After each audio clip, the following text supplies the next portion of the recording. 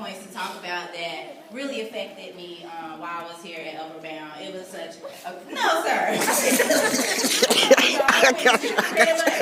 All right. So, now I heard that some things have changed. Let me just take this off.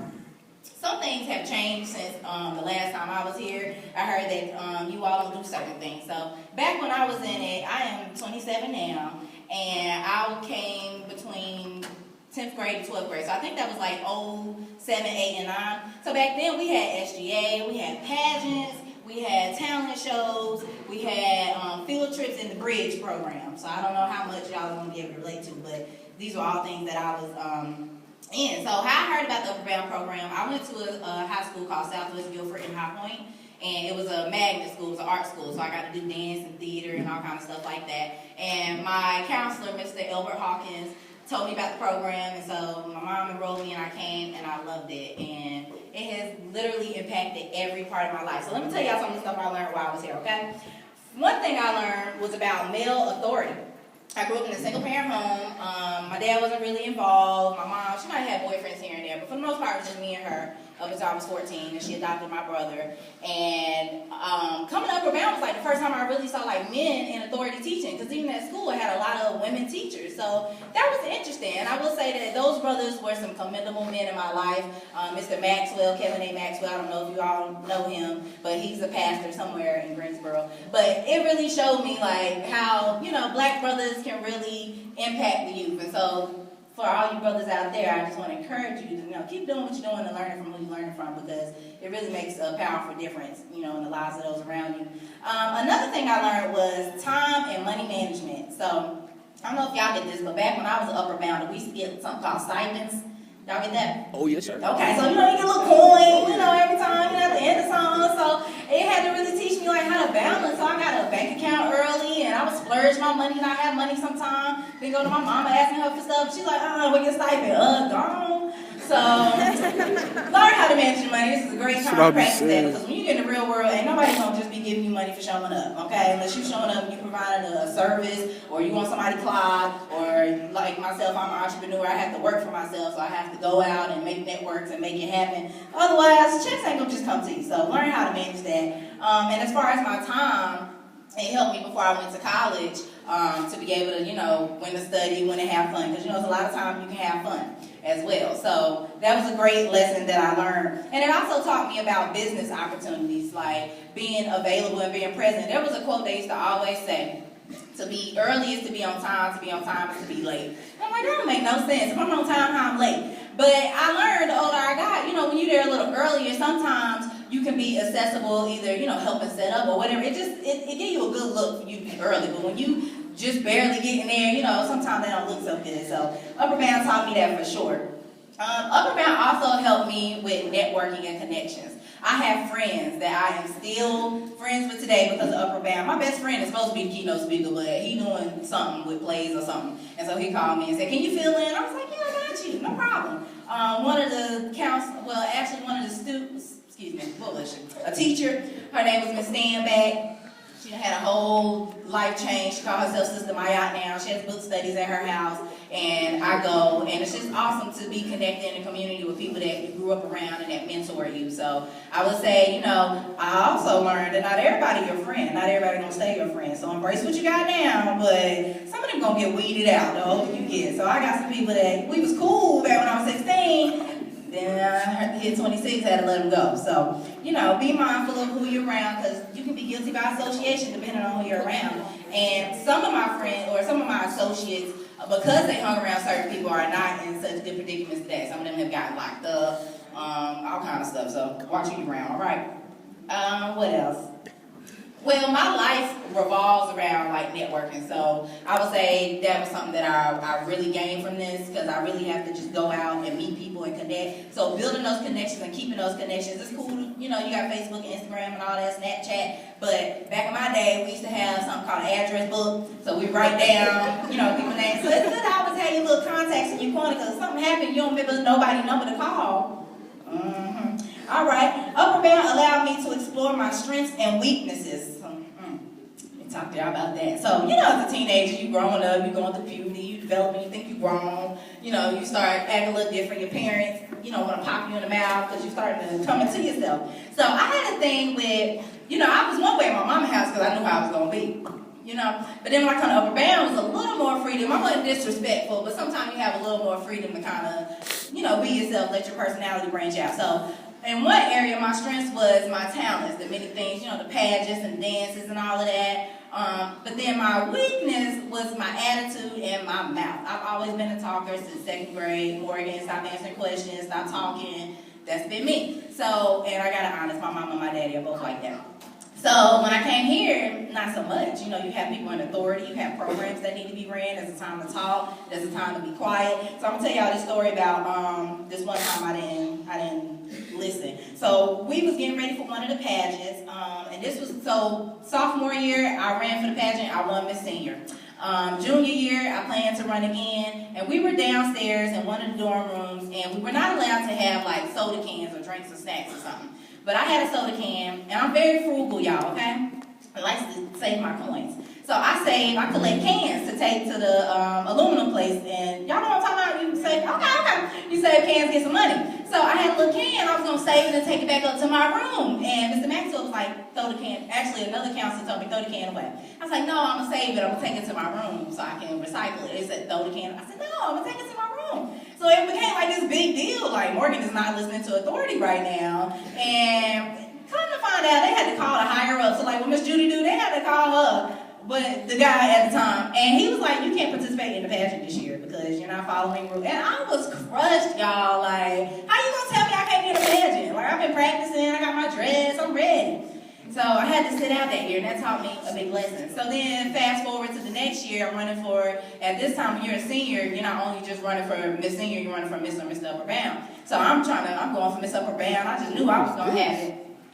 And I was practicing this dance that I had. And so I'm doing my dance, and at the end of the dance, the DJ cut my music short. So I'm dancing, and he stopped, and I'm like, and I got mad, had a little attitude on my face, and walked off. And so I really think that deterred the judges from making me Miss Upper Bound. I got Miss Senior, but I wanted Miss Upper Bound. But I think it was my attitude. So check y'all attitudes at the door, y'all, okay? Those are my stories for that.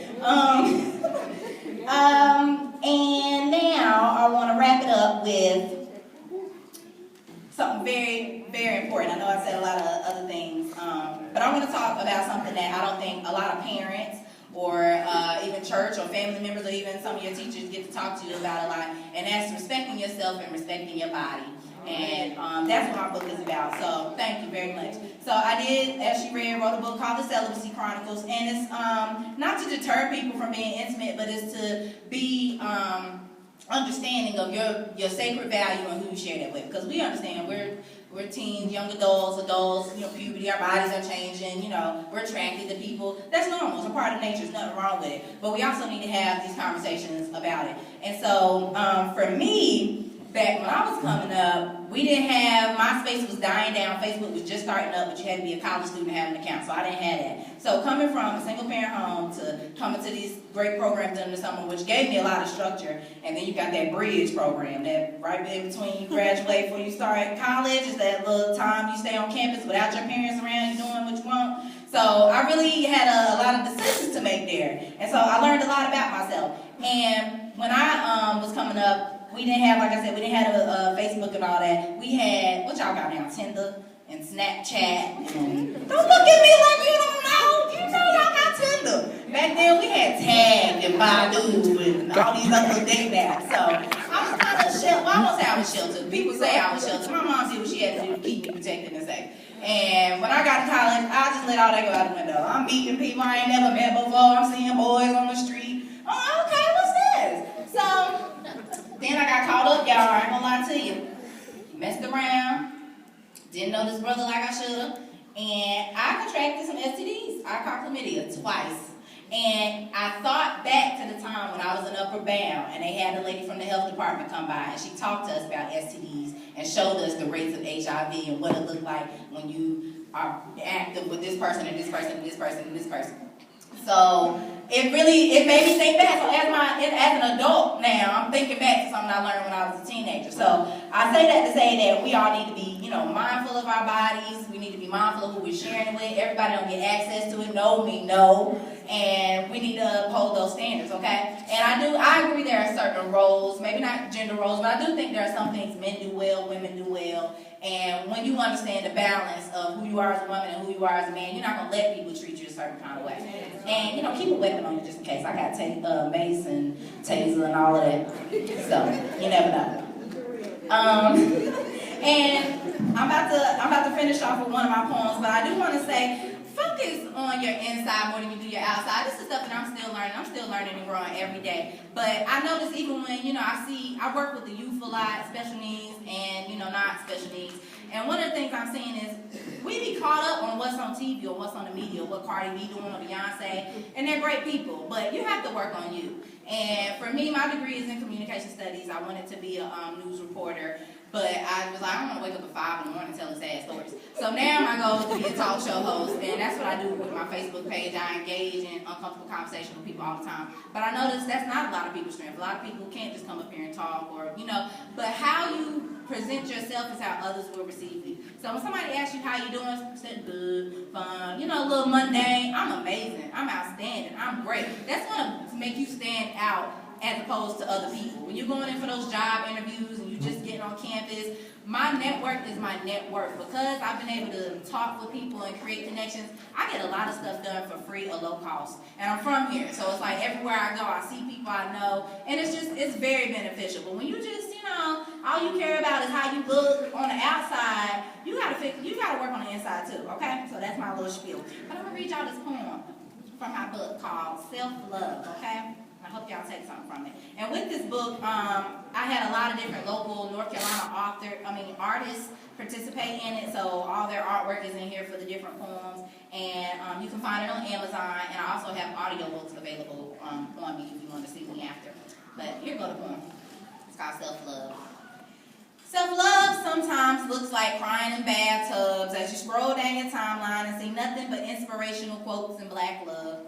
Staring in mirrors and giving yourself a hug, looking, listening, listing all of your flaws, and then smiling, because you can either improve or sulk about them. Self-love looks like not being nervous every month if you're pregnant because you're celibate, and you can clearly count how many cycles you had since you last went to bed. Self-love looks like not associated with drama. On TV, in real life, in your home, you value yourself enough to not hold on to hurt out of comfort. You'd rather be alone. Self-love looks like writing this poem. After having shied away from writing and releasing is a healing medium. It feels like freedom. Self-love looks like turning off electronics and tuning in.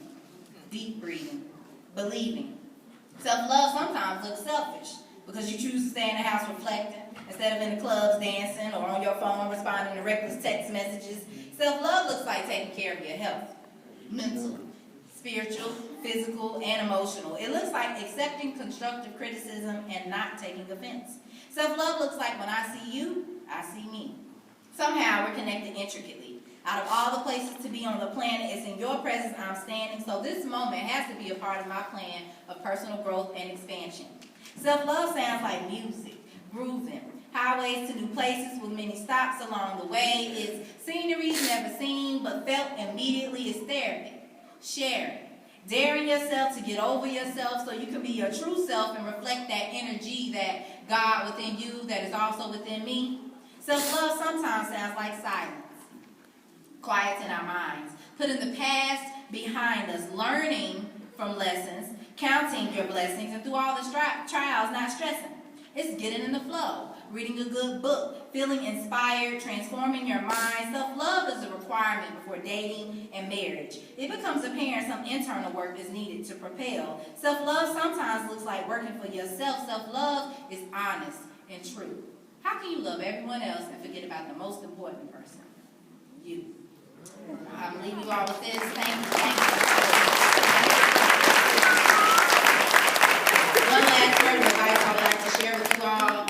Do it scared. There are a lot of things out here that keep us back. We're nervous about. We don't know. We don't have enough information. When I graduated, my first job out of college was going door to door. I was selling AT&T Cable U first, then I moved to Chicago for 6 months, and then I moved to Maryland going door to door. And that's a scary thing. Like, you're commission only, no consistent paycheck. You talk to people you don't know at their house. But I just want to encourage you all, do things scared. You're going into a new world. I'm really excited for y'all. I hope y'all have really taken in this opportunity as a student and gained a lot out of it. And be your best selves. So I appreciate y'all. Y'all have a great rest of your day.